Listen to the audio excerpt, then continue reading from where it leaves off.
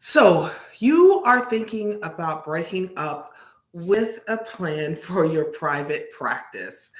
This is a new laptop, so I'm looking here, there, and everywhere, but the information will be good. My name is Adrienne Fuller, and I am a private practice owner for the last 13 years. And I have broken up with an insurance plan in my private practice twice. And I'll tell you all about them. And let's talk about maybe some ways you can think about it or read before you break up. So I'm going to start by saying if you're on social media, if your colleagues are saying, I'm not taking this plan anymore, if any of that, before you do that, watch this video first. So the first time I broke up with an insurance plan, and this is my experience, and that is what it is. But the first one was I was like a solopreneur with maybe two or three, maybe even it was just me. Maybe it was just me. I was a solopreneur, and I was had a very difficult time billing Cigna. And so, like, I would bill, but like none of the claims were getting paid. And I would call and be on for like an hour on the phone. And we all can relate to that, right? If you have a private practice and you're billing your own insurance, which is a very viable option, but if you're not sure, as I was at that time, it was very difficult. And so they were like, oh, we see the problem. We're going to pay you. But then they never paid me. And then they're like, oh, what's this? If you change it, we'll pay. I never got it. And so then I was all in a huff, as many therapists do. I'm a speech language pathologist, so I'm saying that with love. But a lot of times it's like I'm not going to do this, or I'm not like, so, and I've done that.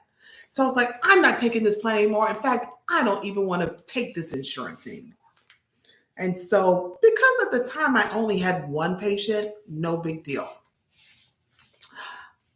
Fast forward like 10 years later, we still can't get back on with Cigna.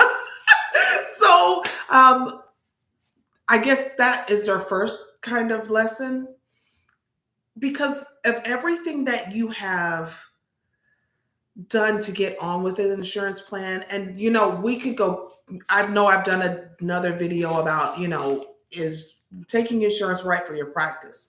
So first you have to answer that. I'm always one to try to talk someone or private practice into taking insurance, because it just opens up a lot of avenues, and it gives us a lot of referrals.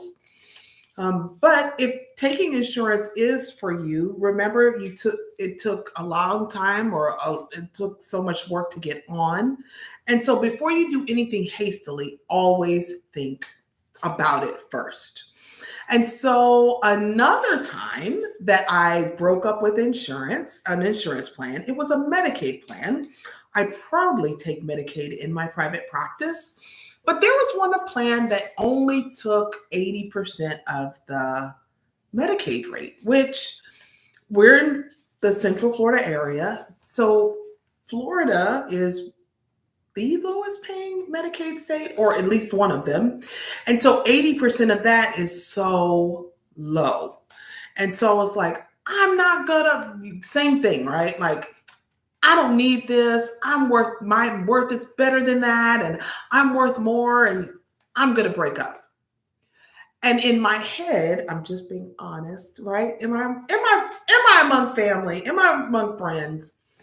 In my head, they were going to be like, oh my gosh, please don't go. What can we do to make you stay? That's what I thought they were going to say. But in reality, they were like, bye.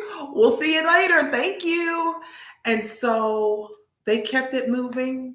And I did too.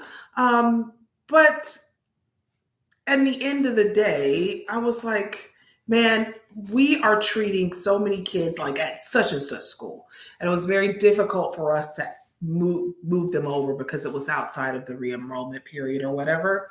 And so I don't know if I ever went back to that plan. Or no, maybe I did go. Yes. So I ended up re-signing back up with them. And because I found out, even though they pay 80%, they did also reimburse other codes. And so that made it worthwhile. And so I'm saying all of this before you break up. And now let me tell you something. If you're like, this is for the birds and I'm not going to do this, let's go through a couple of steps first. Okay. So the first thing I want you to do is ask yourself why. Why do you want to break up with this plan? Not because everyone on social media said it and gassed me up, not because I'm sick of this, like, or I think let's ask why. Is it administrative heavy? Like, there are some insurance plans that are quite easy, right? You can get on with you can credential your therapist, you can submit claims, and there are some that are just more like a lot of admin work. It's okay if you can hire someone or outsource it, but if you're doing it yourself, you have to ask yourself, is this a little too admin heavy for what it's giving me? Right? We're always counting the cost in private practice. If you don't get anything from this video, get this. You have to count the cost with almost every decision you make in your private practice. All right. Another thing is the reimbursement simply too low? And I have found, especially like in the last couple of years, therapists are, I don't like the word requirement, but they are requesting a lot of a higher pay rate. But if our insurance reimbursement rates aren't going up, it's very difficult to justify and actually pay what they are asking. And so if the reimbursement is too low, then that may be another reason why. Another one is, and I say this lovingly, you may not understand quite yet, not forever, but you may not understand insurance and how to properly bill it. And if that's going on, it doesn't matter what plan you're with or not, it's going to be a tough and bumpy road. Okay. And so if that's it, like, so always figure out your why, your real why, not because people are saying, what do I feel for my practice is the best thing. All right. And then another question you're going to need to ask is, what is it going to cost me? Like, I know, and we are in this push, and I'm in a lot of personal development groups. I love the space. And there's a whole bunch of like, your worth, like, you've got to know your value, and that's what you have to charge. 100% agree with that. If an insurance plan that you're taking is too low, you do need to know, if I break up with this plan tomorrow or a month from now, what's that going to cost me? All right. And that's just taking an honest look as a business owner. Now, I still believe, on the other hand, like, sometimes our schedules are so full with these patients on these lower paying plans that are also administratively heavy, that you're like, if a higher payer came, then they couldn't even go anywhere because I don't have any room, right? And if that's the case, so I do recognize what you're talking about on that end, but you also have to learn and know what it's going to cost you as a business owner. All right. And so how are you going to figure that out? Literally tally it up. If starting tomorrow, or if starting next month, because we always want to give notice. In fact, it's probably in your contract. Hopefully you read that, how much notice you need to give before you terminate. So if you terminate, you need to say, if none of these patients came over, which I've seen this happen many times. People say they're with you and they're like, no way.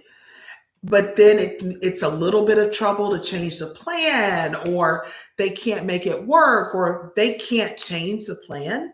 So I would recommend when you're counting up, count up all the visits that you're going to lose when you break up with the plan and look at that number. And are you okay with that number? Sometimes you're like, oh, this was like $200 anyway. We're just going to break up with it.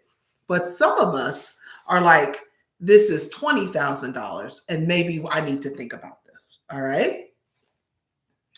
Another thing you could do is print out your schedule or write it out. I'm still a fan of paper and pencil. Write out all your schedule and color code everyone in that with that plan. So then when you see your schedule and you see those gaps, are you okay with those gaps? All right. And so let's talk about some alternatives you can make or you can use instead of breaking up right away. So if you are not sure and you're kind of on the fence, try a couple of these things first, right? Number one, start to limit the amount of patients in that plan. I think one of the biggest myths in taking insurance is if they call, I have to take them. Because if you don't have room, you don't have room. All right. And so you can use wording like, our panel is full for this insurance plan because we want to give everyone a chance to get treatment. And so you can say that, or you can say, we are full at the moment. We have a waiting list, and put everyone on the waiting list. And then you can make the choice who you're choosing to accept in your spots that you have available. All right. Another thing is consider getting other reimbursement sources. So if you're heavy on Medicaid reimbursement plans, consider maybe going to a commercial plan. If they're open, if their panels are open and they're accepting new providers, investigate that. If you're really heavy, load-wise, you're a solopreneur, or even you have a staff, but you're still really overloaded, that could be something you outsource to maybe a credentialing company, a virtual assistant, a regular assistant to kind of build what things you have available as far as reimbursement goes, because sometimes you just don't have enough choice in your practice. Like if you're really heavy in one area of reimbursement, and then another one is learn how to bill insurance. It took me so long to really understand insurance and really know how it's billed and how to do it successfully. If that's happening to you, I first want to say, I understand. Like there was a point I was like, I have a master's degree. I'm a speech language pathologist. Why am I not understanding insurance? But it's almost like anything that you learned new. Remember, like in graduate school, I started salsa dancing. And at first I was really bad at it. But then I would go every week to the club to practice my moves and go to dance class every week. And so that's how insurance is, except it's holding the money, right? It's holding your reimbursement. And if you're a person that gets overwhelmed or overloaded, and even if you're not, you could be like, I just don't want to deal with this anymore. So you practice. I'm not going to make this video long. Practice, or find someone to teach you how to bill insurance. So it's either way, but don't just be overwhelmed and don't stop taking insurance. It could be you need to just find a different way of billing. All right. And so that's all I came on today to talk about. But I do, and I will encourage you, because there's a lot of chatter on social media. There's a lot of chatter like in the news, or like even if you're like networking, like our common pain point is insurance reimbursement and the low rates, right? But I just want to say, it's your practice, it's your vision, it's your dream. And so you have to make the decision that if you're going to continue with an insurance plan or not. It doesn't matter if every single colleague that you know is breaking up with that plan. If it works for your practice, it works for your practice. But if it doesn't, the opposite is also true. If every person is taking this plan and you're like, I just can't get it to work, then maybe it's time for a change. But before you make a change, consider taking a break, or like, we're pausing this. We don't have room enough to take any more patients on this plan, and then let it run its course. And then you can make the choice, because getting off of an insurance plan and then getting back on can often be very difficult. But you know why you started your practice? Let that guide you. That's all I have for today. I hope you have a wonderful rest of your time, or your day, night, whenever you're consuming this. Until the next time.